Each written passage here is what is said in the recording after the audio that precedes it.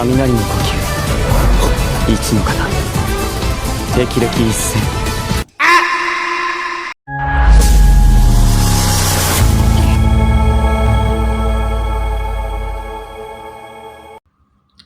Assalamualaikum warahmatullahi wabarakatuh. Selamat datang kembali ke channel saya Muhammad Ehsan. Di sini kita akan membahas movie Demon Slayer Infinity Castle part pertama. Ya, movie yang dari bioskop. Kita akan mereview apa saja kekurangan dan kelebihannya dan beberapa hikmah yang saya dapatkan. Sebelum itu kita bahas dulu.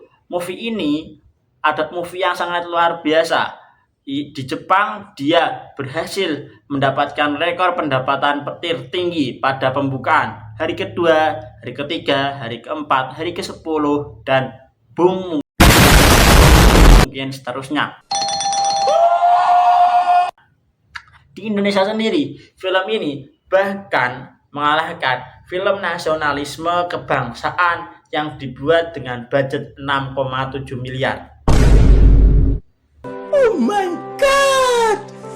Wow! Padahal film ini dilihat dengan ekspektasi yang sangat tinggi, mengingat beberapa komentar netizen yang mengatakan bahwa pertarungan yang ada itu akan melebihi pertarungan luar biasa yang terjadi di season 2 ya mungkin, yaitu antara Uzui Tengen dengan Gyutaro, yang memang film ini berhasil melampaui ekspektasi tersebut. Tidak hanya memenuhi tapi melampaui, baik pertarungan Shinobu dengan Douma, Zenitsu melawan Kaigaku, dan apalagi Gyu plus Tanjiro melawan Akaza. Walaupun sorry to say, saya cukup boring melihat pertarungan melawan Akaza tersebut. Keboringan itu akan saya bahas nanti. Di awal ini kita diperlihatkan di awal film, maksudnya bagaimana film tersebut menjawab beberapa twist yang mungkin berseliweran di internet, seperti kenapa gobloknya Muzan tidak memburu para pemburu iblis terlebih dahulu, mengapa Muzan baru memasukkan para pemburu iblis di akt terakhir, juga menjawab kenapa Akaza berubah jahat, kenapa Akaza bisa-bisa mati dijemput ayangnya. Kemudian apa gunanya NPC pemburu iblis, terus apa jurus Murata, dan beberapa twist lainnya. Nice. Film ini mempunyai 3 garis besar, 3 garis pertarungan yang besar, yang sayangnya perjalanan pertarungan tersebut cukup template antara satu dengan yang lainnya. Diawali dengan para pemburu iblis yang tidak sengaja bertemu dengan iblis bulan atas, baik Shinobu bertemu dengan Douma, kemudian Zenitsu bertemu dengan Kaigaku, Gyu dan Tanjiro bertemu dengan Akaza. Tidak sengaja juga sih, karena Zenitsu memang mengincar Kaigaku dan Shinobu mengincar Douma. Oke, lanjut. Setelah pertemuan tersebut, mereka sangat-sangat marah, terutama Shinobu kepada Douma, Zenitsu dengan Kaigaku. Namun pertarungan tersebut akan diawali dengan keunggulan para iblis, sehingga akhirnya para pemburu iblis ini akan mengalami flashback yang kemudian memperkuat kebencian mereka dan memperkuat mereka.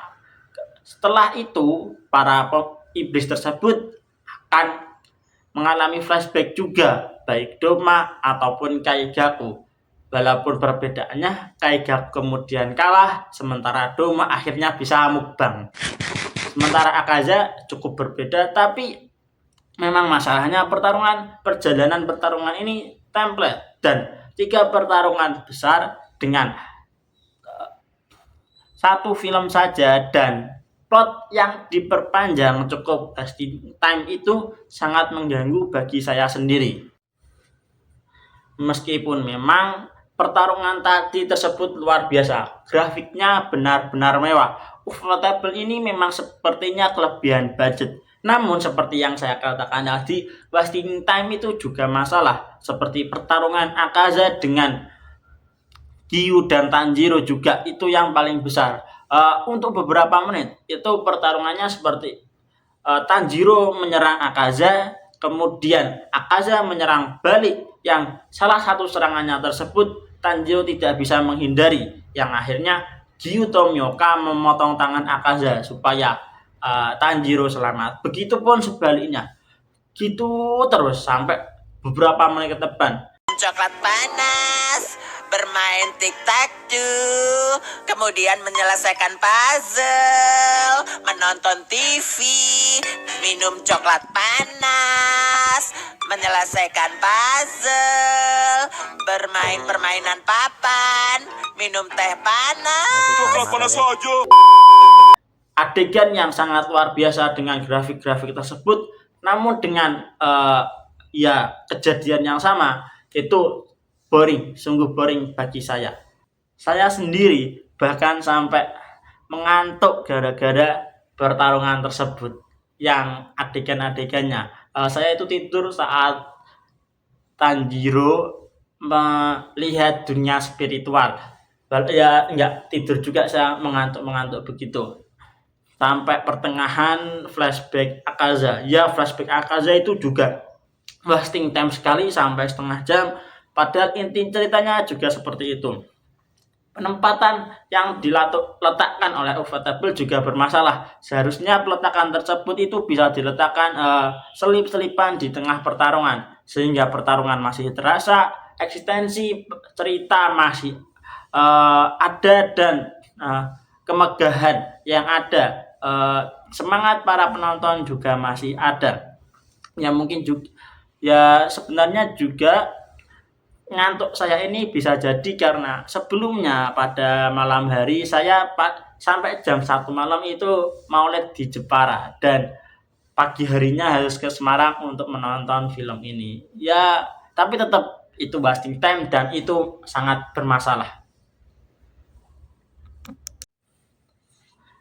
Film ini juga berhasil membuat para penonton meneteskan air mata. Di bioskop sendiri banyak sesungguhan yang saya dengar, baik di momen Shinobu di mukbang, flashback dari Zenitsu, flashback dari Akaza.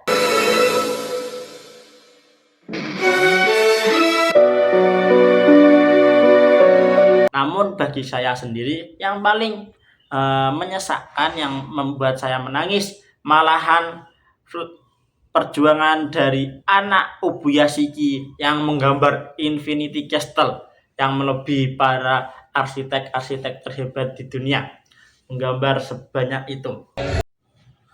Pada hikmahnya kita diperlihatkan bahwa sebenarnya para iblis itu juga baik, bahkan setelah mereka menjadi iblis. Coba kita lihat Akaza yang berprinsip bahwa dia tidak akan menyakiti wanita. Di flashbacknya juga Akaza adalah orang baik yang melindungi meskipun dia pencuri. Termasuk juga Doma, sosok iblis yang menginjak-injak harga diri Shinobu. Coba deh kita lihat Doma dengan prasangka kehidupannya menganggap bahwa manusia itu memang tersiksa. Ya, manusia memang tersiksa dengan kehidupannya. Maka dari itu Doma ingin membebaskannya. Memang apa yang diberikan Doma memang benar, meskipun caranya juga salah. Oke, sekian dari saya, Muhammad Hasan. Apabila ada kesalahan mohon dimaafkan. Semoga video ini bermanfaat. Jangan lupa like, share, komen, dan follow, dan jangan lupa berkomentar.